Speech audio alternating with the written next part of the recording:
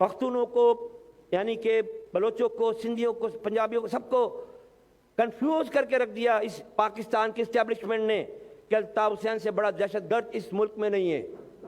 لیکن 15 فروری 2022 نے اس پورے 40-45 سال کے الزامات کو دھو دیا 1 منٹ کے اندر۔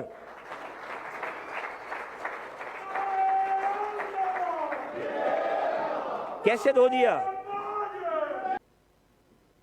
جس کورٹ جو مدر آف ڈیموکریسی کہلاتا ہے جو ملک، اس کی عدالت نے الطاف حسین کو بری کر دیا، تو تمہارے 40-45 سال کے جو الزامات، تمہارے 40-45 سال کی جو کاوشیں، اتنا کروڑوں اربوں روپے نہیں ڈالر کی شکل میں الطاف حسین کو بدنام کرنے کے لیے، مائنس کرنے کے لیے خرچ کیا، عوام کے ٹیکس کو برباد کیا، اس کا نتیجہ 0/0 اور کچھ نہیں۔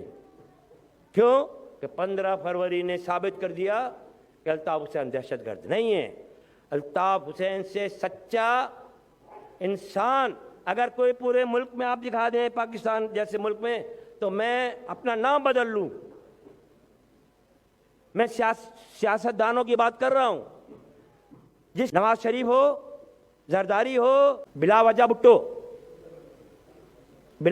وہ زرداری بھٹو ہے نہیں، وہ زرداری ہے، وہ زرداری کا بیٹا زرداری کہلائے گا بھائی، بھٹو کیسے کہلائے گا؟ تو بلا وجہ بھٹو ہو، نیازی، یہ نیازی ہو، آپ کسی کو اٹھا کے دیکھ لیں، چاہے وہ مذہبی تنظیموں کے لوگ ہوں، فضلو ہو، دھمکا ہو، ایکس ہو، وائی ہو، زیڈ ہو، یعنی فضل الرحمان کی بات کر رہا ہوں میں، جماعت اسلامی ہو، ارے بڑے بڑے دعوے، بڑے بڑے ڈرامے بازیاں،